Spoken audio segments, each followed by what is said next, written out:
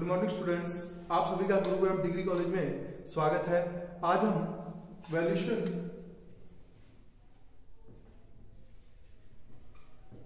Of goodwill chapter का है। कल हमने इसी चैप्टर के अंदर हमने कल एक फॉर्मेट सीखा था कि गुडविल की कैलकुलेशन कैसे की जाती है, जिसके अंदर हमने एक मेथड सीखा था एवरेज प्रॉफिट। आज मैंने आपको कहा था इसी का ही एक हम न्यूमेरिकल क्वेश्चन करने जा रहे हैं, ठीक है। इसके अंदर अब मैं आपको सामने स्क्रीन पर एक क्वेश्चन दिखाई दे रहा है। मैं आपको पढ़ के बता देता हूँ और समझा देता हूँ क्या हो रहा है क्वेश्चन में, फिर हम इसका आंसर करेंगे बच्चों, ठीक है। क्वेश्चन क्या है, पहले इंग्लिश में पढ़ दूंगा फिर हिंदी में पढ़ दूंगा। पहले बोलता है कि Sachin purchase the business from Azhar on 1 April 2018। The profit earn by the Azhar in preceding year ending on 31 March each year where 2015 82,000, 2016 में 1,07,000 रुपए, 2017 में 1,50,000 और 2018 मतलब 2018 में 1,80,000 का प्रॉफिट कमाया। मतलब कि यानी कि सचिन ने अजहर से 1 अप्रैल 2018 को बिजनेस परचेज किया और पिछले सालों में अजहर का प्रॉफिट 2015 से लेकर 2018 में क्वेश्चन आपको दिया गया है, ओके। उसके बाद वो क्या कहता है, it was ascertain that the profit for 2015 included profit on sale of asset 12,000। यानी कि 2015 के अंदर जो आपका प्रॉफिट है उसके अंदर इंक्लूड है सेल ऑफ एसेट्स। आपने कोई एसेट को बेचा जिसके कारण आपको प्रॉफिट शो कर रहा है 2015 में 12,000 रुपए, and profit of 2016 and extra ordinary losses of 13,000 because of fire की वजह से 13,000 रुपए का लॉस हो गया। The properties of business were not insured and now Sachin intend to insure them। आग लगने की वजह से पहले इन्होंने इंश्योरेंस नहीं करवा रखा था, अब वो बोल रहे हैं कि हम चाह रहे हैं कि इंश्योर करें, मतलब कि हम चाह रहे हैं कि estimate insurance premium will 3,000 per annum. तो और इंश्योरेंस प्रीमियम पे खर्चा होगा कितने का, 3,000 रुपए पर एनम का। Sachin at present was working as an accountant. Sachin अभी उसी कंपनी में क्या कर रहा था, वर्किंग कर रहा था, and getting 2,000 per month, 2,000 per month salary ले रहा था। Sachin now intend to terminate the service of his accounts who at present getting 600 per month. यानी कि सचिन ने अकाउंट की जॉब छोड़ दी, उसकी जगह पर अब वो प्रेजेंट में कितने रुपए प्राप्त कर रहा है, 600 रुपए पर मंथ। ये तो होगा इंग्लिश में। अब हिंदी में देख लो बच्चों। 1 अप्रैल 2018 को सचिन ने अजहर से व्यवसाय क्रय किया। अजहर ने 31 मार्च को समाप्त होने वाले वर्ष के प्रतिवर्ष लाभ इस प्रकार अर्जित किए। 2015 से लेकर 2018 का प्रॉफिट दिया आपको क्वेश्चन में। फिर उसके बाद क्या हुआ, यह ज्ञात हुआ कि 2015 वर्ष में के लाभों में 12,000 रुपए का संपत्ति के विक्रय से लाभ, यानी कि आपने सेल किया है एसेट को जिसके कारण 12,000 रुपए उसमें इंक्लूड है। 2016 के लाभों में 13,000 रुपए की असाधारण हानि हुई। आग की वजह से व्यवसाय की संपत्तियां बीमित नहीं थी, यानी कि इंश्योरेंस उसका नहीं करवाया हुआ था। अब सचिन संपत्ति को बीमा करवाना चाहता है और बीमा करवाने की वजह से अनुमानित बीमा प्रीमियम आपका कितना है, 3,000 रुपए वार्षिक होगा। इसके बाद बोलता है सचिन वर्तमान में अकाउंटेंट के रूप में काम कर रहा था और 2,000 रुपए प्रति माह वेतन पा रहा था। अब सचिन अपने लेखापाल की सेवाएं समाप्त करना चाहता है, मतलब कि यानी कि अकाउंटेंट का काम वो बंद करेगा, ठीक है।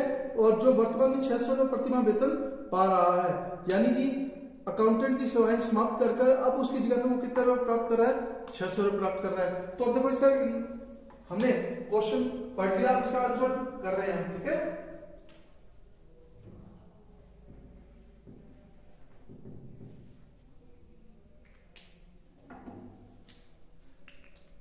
देखो सबसे पहले मैंने आपको बताया था क्वेश्चन में क्या करना है, आपको स्टेप नंबर 1 करना था। आपको स्टेप नंबर 1 याद रखना। क्वेश्चन में अगर स्टेप नंबर 1 तभी होगा जब अगर कोई अबनॉर्मल लॉस, अबनॉर्मल गेन या फिर है ना, या फिर हमारे को प्रोविजंस वगैरह देते हो तो ही हमारे को स्टेप नंबर 1 करने की जरूरत है, एडजस्टमेंट करने की जरूरत है। अगर क्वेश्चन में एडजस्टमेंट करके दिया हुआ है तो आपको सीधा स्टेप नंबर 3 पे ही ट्रीटमेंट करना है, ठीक है। याद रखना ये चीज। स्टेप नंबर 1 तभी करना है अगर हमारे को क्वेश्चन में एडजस्टमेंट करने की आवश्यकता है। अगर यदि क्वेश्चन में एडजस्टमेंट करके ही दिया हुआ है तो स्टेप नंबर 1 करने की आवश्यकता नहीं है। हमारे को क्या निकालना था इसके अंदर, एक्चुअल एवरेज प्रॉफिट कैलकुलेट करना था हमें।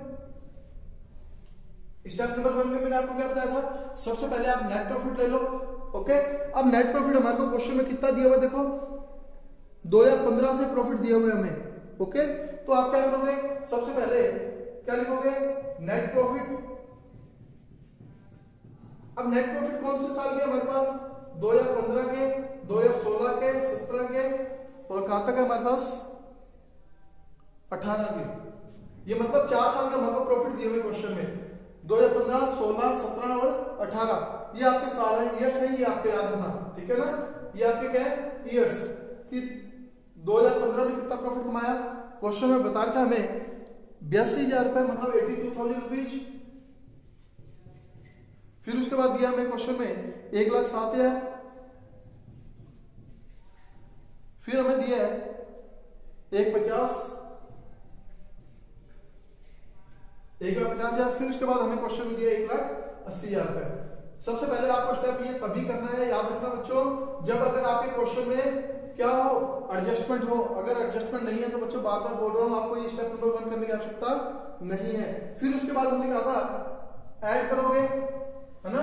ऐड क्या करोगे, कोई अगर अबनॉर्मल लॉसेज हुए हैं, यानी कि अभी कोई हमने पढ़ा था अबनॉर्मल लॉस होता है तो ऐड करोगे, अगर अबनॉर्मल गेन होता है तो माइनस करेंगे। हमने क्वेश्चन पढ़ा था, क्वेश्चन देखो बच्चों, वापस 2015 वर्ष के लाभों में 12,000 रुपए का संपत्ति के विक्रय से लाभ। अब एक बात बताओ बच्चों मेरे को, आप लोगों ने 2015 में 12,000 रुपए का प्रॉफिट किसकी वजह से कमाया था, एसेट को बेचने की। क्या फ्यूचर में हम उस एसेट को बेच पाएंगे, क्या नहीं बेच पाएंगे। तो यानी कि इसके अंदर जो प्रॉफिट है वो ज्यादा शो किया हुआ है। अब हमें क्या करना पड़ेगा, इसे हटाना पड़ेगा, जोड़ना पड़ेगा, हमें हटाना पड़ेगा। तो यहाँ पे प्लस करके आप यहाँ क्या लगाओगे, सेल ऑफ एसेट। आपने कितने की एसेट बेची, 12,000 रुपए की बेची, तो 12,000 रुपए यहाँ से माइनस कर दोगे, ठीक है। उसके बाद देखो अगली लाइन में क्या बोला था, 2016 वर्ष के लाभों में 13,000 रुपए की आग से हानि हुई। अब हमारे को क्या हुआ, लॉस बाय फायर।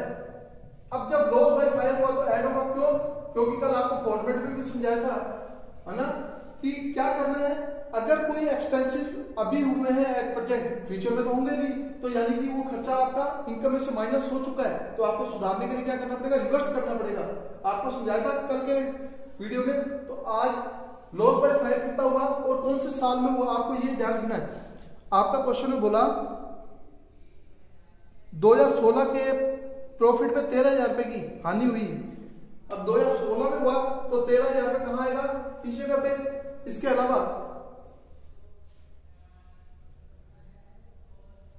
अलावा हमारे को कोई लॉस हुआ था क्या, कोई अबनॉर्मल लॉस नहीं हुआ ना, तो नहीं हुआ तो इसको डैश कर दो। तो आपको क्या करना है, बस इनको ऐड करना है। 82 में से 12,000 गया तो कितना बचे बच्चों, 70,000 रुपए। यानी कि आपका एक्चुअल में 2015 के अंदर प्रॉफिट कितना था, 70,000 रुपए। 1,07,000 में से 13,000 रुपए माइनस करोगे तो बच्चों कितना आएगा, तो 1,07,000 प्लस 13,000 कितना आएगा बच्चों, 1,20,000 रुपए। ये कितना हो जाएगा, 1,50,000। ये कितना होगा, 1,80,000 रुपए। ये होगा आपका ट्रीटमेंट। स्टेप नंबर 1 आपका कंप्लीट हो चुका है। स्टेप नंबर 1 आपका कंप्लीट हो चुका है। फिर मैंने क्या कहा था, स्टेप नंबर 2 करना है आपको। स्टेप नंबर 2 में क्या बोला था बच्चों, कि हमारे को जितने साल के प्रॉफिट दिए हो, जितने साल के क्वेश्चन में हमें प्रॉफिट दे रखे हो, उतने साल का हमारे को टोटल करना है। टोटल प्रॉफिट बटा नंबर ऑफ ईयर्स। एक चीज अब मैंने आपको कहा था, एवरेज कह दो या फिर वेटेड कह दो, है ना। एवरेज प्रॉफिट या फिर वेटेड प्रॉफिट दोनों एक ही पार्ट है, लेकिन बस छोटा डिफरेंस है। यानी कि वेटेड आपको तब अप्लाई करना है जब क्वेश्चन में हर साल आपका प्रॉफिट क्या हो रहा हो, प्रॉफिट आपका हर साल इंक्रीज हो रहा हो। क्या हो रहा हो बच्चों, हर साल प्रॉफिट आपका इंक्रीज हो रहा हो। तो क्या वो 1,000 से इंक्रीज हो, 200 रुपए से, कितने से भी इंक्रीज हो, हर साल लेकिन कंटिन्यू रिदम में होना चाहिए, मतलब यानी कि इंक्रीज। और एवरेज आपको तब अप्लाई करना है जब कभी प्रॉफिट आपका इंक्रीज हो जाए, कभी प्रॉफिट आपका डिक्रीज हो जाए। समझिए बच्चों। अब वेटेड प्रॉफिट के लिए क्या करोगे, आपका देखो पहले साल 2015 का जब प्रॉफिट दिया हुआ है तो नेट प्रॉफिट आपका कितना आ गया, ये आपका नेट प्रॉफिट आ गया बच्चों।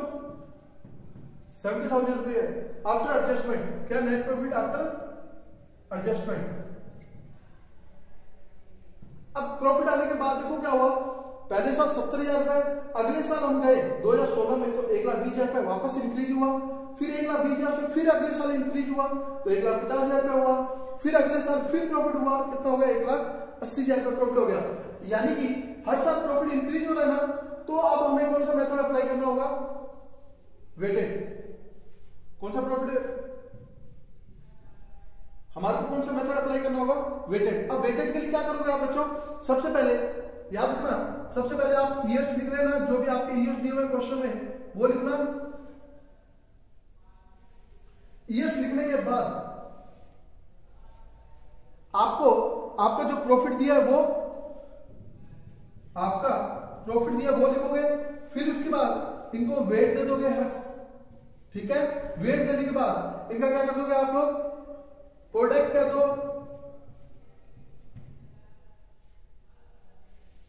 ये देखो 2015, 2016, 17 और 2018, यानी कि 2015 में आपको प्रॉफिट कितना हुआ 70,000 रुपीज का, तो आप पहले साल लिखोगे आपको कितना प्रॉफिट हुआ 70,000 रुपए का प्रॉफिट हुआ। 2016 में आपको कितना प्रॉफिट हुआ 1,20,000 का, तो आप यहाँ पे कितना लिखोगे 1,20,000 रुपए। अगले साल हुआ 1,50,000 रुपए, अगले साल हुआ 1,80,000 रुपए। अब वेट देने का यानी कि मीन्स क्या है यहाँ पे, देखो पहला साल है तो पहले साल को एक वेट दे दो, अगले साल दूसरा, फिर तीसरा, फिर चौथा, समझ गए बच्चों। फिर प्रोडक्ट का मतलब क्या है, इसको कॉलम नंबर 1, इसको कॉलम नंबर 2, इसको कॉलम नंबर 3, इसको कॉलम नंबर 4। आप लिखो तो ठीक, नहीं लिखो तो भी ठीक। अब क्या करना है, आपका जो भी प्रॉफिट है उसको आपस में क्या करना है बच्चों, मल्टीप्लाई करोगे 70,000 इंटू 1 तो कितना आएगा बच्चों 70,000 रुपए। वेट कैसे आया, 2 को 3 से मल्टीप्लाई करना है, 2 को 3 से मल्टीप्लाई करना है, मतलब नंबर 2 और 3 को आपस में।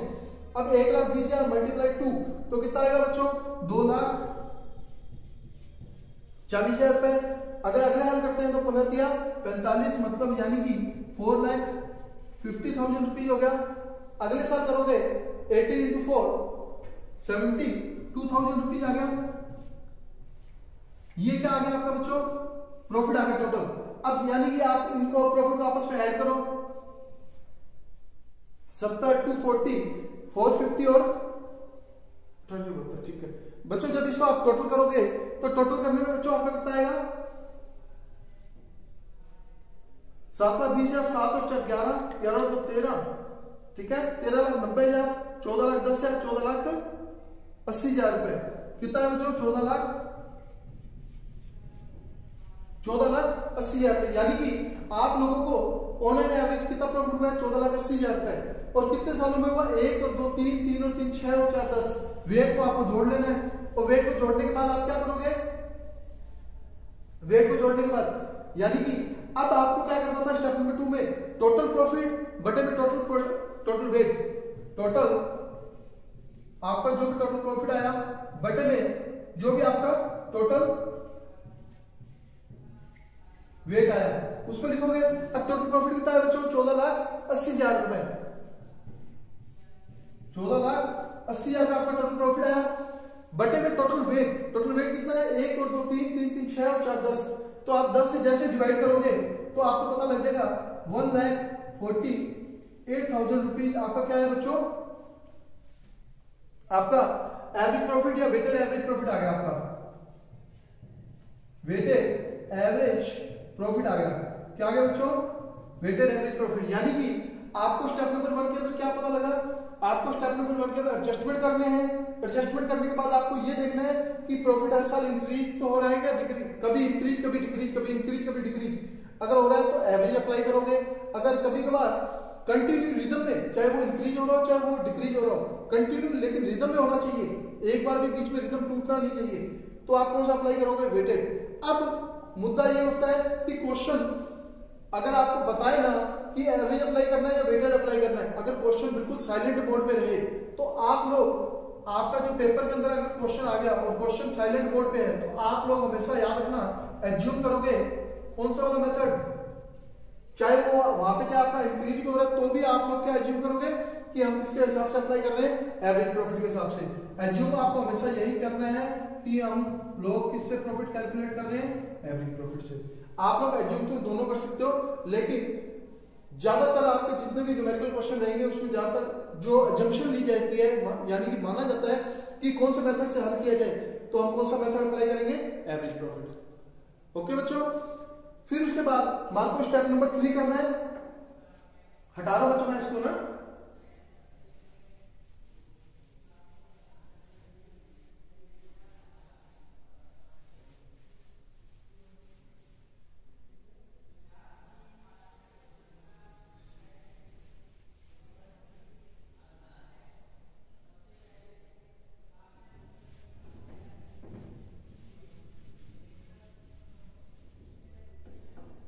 यहां पे आप क्या लिखोगे, statement showing actual average profit, actual average profit, या फिर फ्यूचर मेंटेबल प्रॉफिट। ठीक है बच्चों,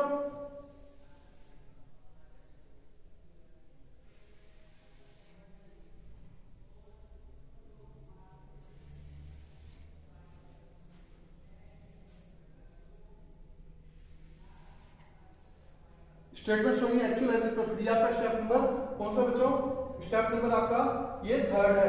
स्टेप नंबर 1 में हमने एडजस्टमेंट किया, सेकंड में हमने एवरेज प्रॉफिट निकाला। अब हमारा एक्चुअल काम स्टार्ट होता है, एक्चुअल एवरेज प्रॉफिट निकालो, फ्यूचर मेंटेबल प्रॉफिट निकालो।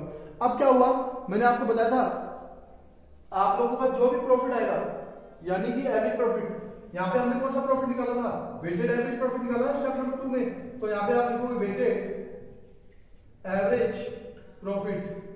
वेटेड एवरेज प्रॉफिट कितना आया था, अभी हमने स्टेप नंबर 2 में निकाला था 40,80,000 डिवाइडेड बाय 10, मतलब कि 1,48,000 रुपए, यानी कि आप यहाँ पे कितना लिखोगे, 1,48,000 रुपए लिख दिया बच्चों।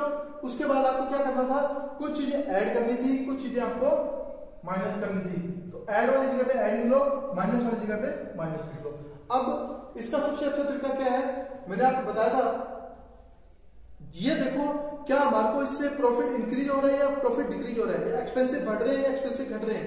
अगर यानी कि प्रॉफिट जब भी हमारा इंक्रीज होगा तो आप प्लस कर देना, अगर हमारा प्रॉफिट डिक्रीज होगा यानी कि कम होगा तो घटा देना।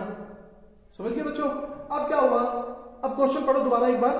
क्वेश्चन में लिखा था कि 2016 तक हमने पढ़ लिया था व्यवसाय की संपत्तियां बीमित नहीं थी, यानी कि अभी इसमें प्रेजेंट में हमारे को प्रॉफिट है, कोई फर्क नहीं पड़ रहा था, मतलब एक्सपेंसिव नहीं हुआ था।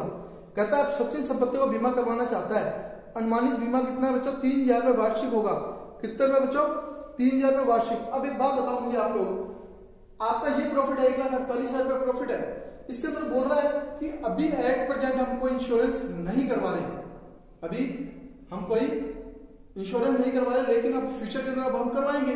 तो फ्यूचर में जब आप एक बात बताओ, जब आप एक्सपेंसिव करोगे, इंश्योरेंस करवाओगे तो आपकी जेब से पैसा निकलेगा, और पैसा निकलने की वजह से आपका क्या होगा, प्रॉफिट कम होगा। तो कम होने का मतलब क्या है, यहाँ पे आपको माइनस करना है। तो यहाँ पे आप क्या लिखोगे, इंश्योरेंस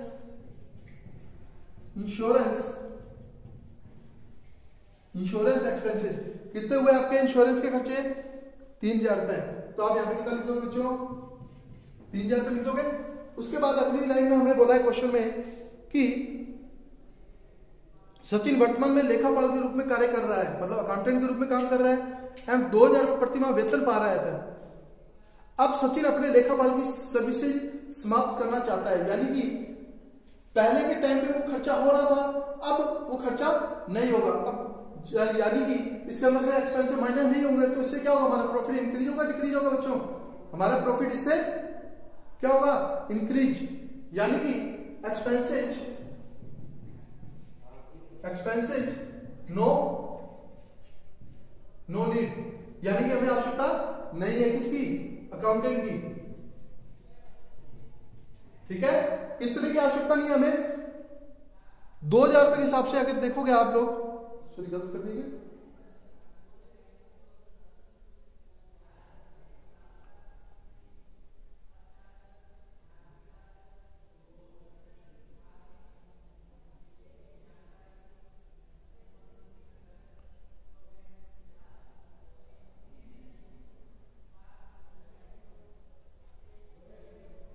एक मिनट बच्चों ना,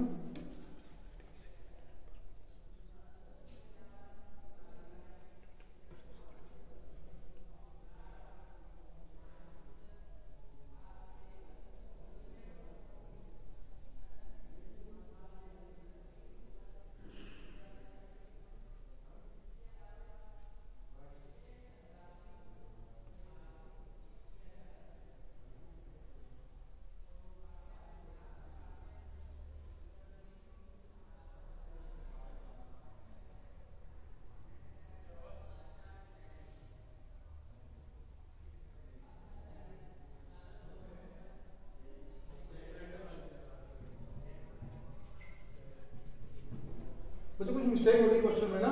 एक्सपेंसेस नो नीड है अकाउंटेंट की, हमें किसकी जरूरत नहीं थी, अकाउंटेंट की जरूरत नहीं थी। तो यहाँ पे क्या हो रहा है, देखो जो अब एक बात बताओ मुझे आप लोग, यानी पहले मैं किसी कंपनी के अंदर काम कर रहा था, क्योंकि सचिन ने अजहर से अपना बिजनेस एक्वायर किया है। जब वो अजहर के बिजनेस में क्या कर रहा था, अकाउंटेंट का वर्क कर रहा था, जिस दिन ही उसने उसके बिजनेस को एक्वायर किया तो यानी कि मालिक तो खुद बन गया ना, यानी कि मालिक तो खुद हुआ। मालिक खुद होने की वजह से उसका जो फेयर रेम्यूनरेशन है, जस्ट इससे पहले वाले चैप्टर में फाइनल अकाउंट ऑफ कंपनी के अंदर हमने सीखा था कि फेयर का रेम्यूनरेशन अगर किसी को दिया जा रहा है यानी कि मालिक को, तो वो हमेशा आपके प्रॉफिट में से क्या होगा, माइनस होगा। याद है? तो आप लोगों को याद रखना, यहाँ पे आपको क्या करना पड़ेगा, फेयर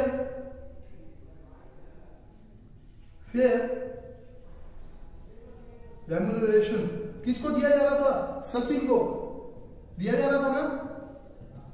सचिन को जो फेयर रेम्यूनरेशन एट प्रेजेंट, जो अभी प्रेजेंट में दिया जा रहा है, कितना दिया जा रहा था, 2000 रुपए पर मंथ बोल रहा है ना वो, कि उन्होंने बोला था ना 2000 पर मंथ वेतन पा रहा था। अब सचिन उसकी लेखापाल की सेवाएं समाप्त करना चाहता है, जो वर्तमान में 600 प्रतिमाह वेतन पा रहा है।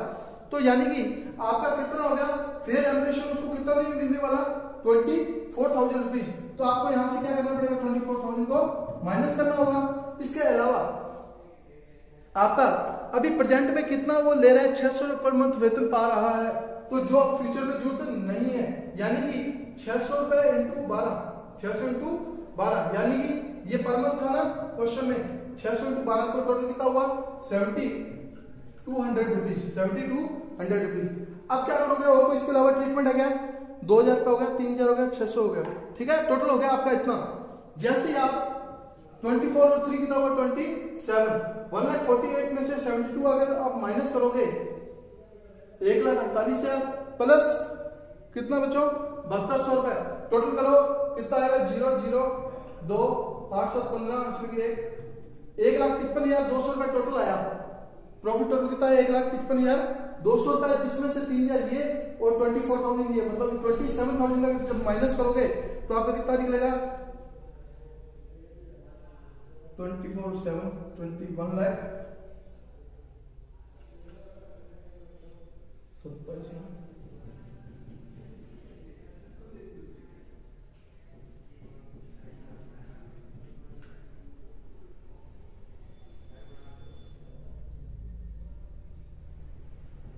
बच्चों आएगा 1,28,200 रुपए, कितना आएगा बच्चों, 1,28,000। ये आपका क्या निकला, एक्चुअल एवरेज प्रॉफिट निकला। इसी को हम क्या बोलते हैं शॉर्ट फॉर्म में, एफएमपी, फ्यूचर मेंटेबल प्रॉफिट। समझ में आ गया बच्चों? एक बार आप लोग इस क्वेश्चन को दोबारा एक बार पढ़ना, ठीक है, फिर भी अगर कोई प्रॉब्लम्स आती है तो आप लोग मुझसे पूछ सकते हो, ठीक है बच्चों। इसी क्वेश्चन को एक बार दोबारा रिवाइज करना, ठीक है, ओके बच्चों।